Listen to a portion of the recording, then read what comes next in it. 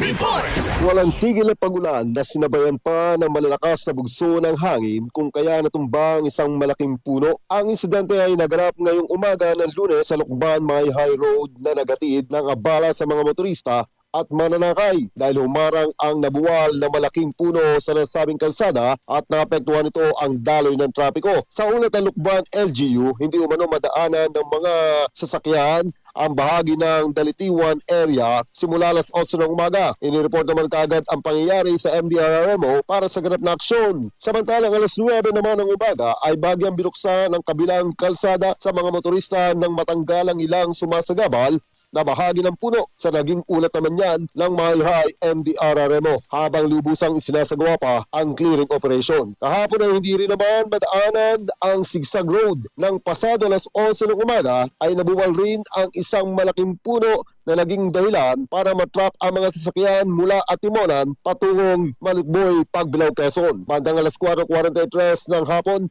na muling madaanan ng Old Sigsag Road sa Barangay Silangang, Malikboy, Pagbilao, Quezon. Kasama mo sa Aramen Calabarzon and 106.3 IFM Lucena, Idol, Edgardo Masada, Tatak, Aramen. RMN Network News.